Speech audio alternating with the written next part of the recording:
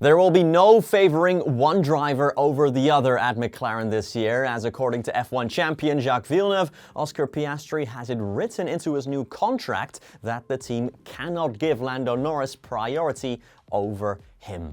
Well, thank you for watching another GP Fans video. If you would do us a solid and consider subscribing down below, we'd really appreciate it, and leave a like as well while you're at it. Thank you very, very much.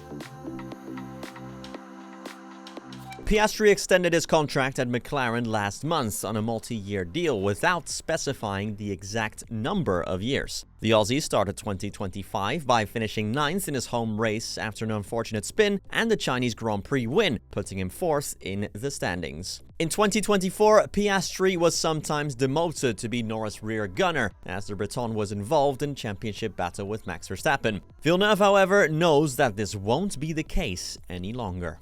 Quote, "They cannot give Lando priority over Oscar because of the contract. He has a contract that protects him. As long as both drivers can win the championship, there won't be team orders unless there's something significantly big for the constructors' title, or if one of them is having an issue in a race like last year. All that matters for McLaren is that they have a car right now that is easy to drive for both drivers, which means they can control the championship."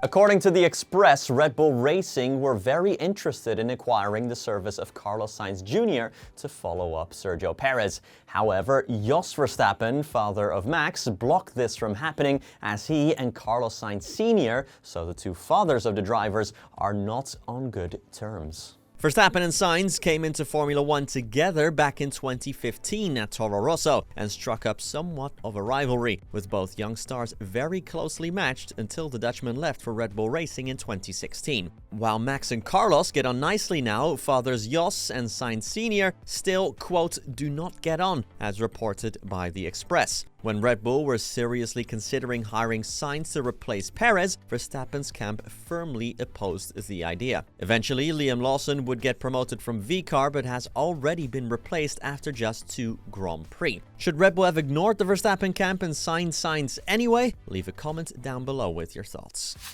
And finally, we have our first special one-off liveries of the season. Both Red Bull and Haas have revealed their designs for this weekend's Japanese Grand Prix. And guess what, folks? They look absolutely stunning.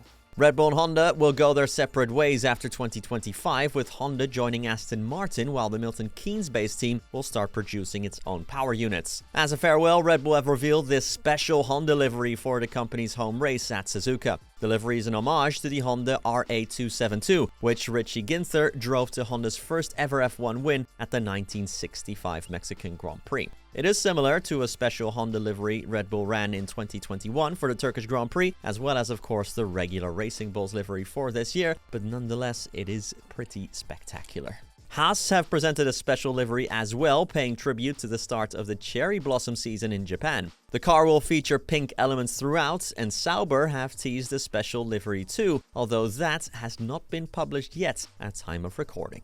That's it from me. I'll be back later today with this week's GP Fans special, so make sure you check that out. For now though, thank you so much for watching, and peace.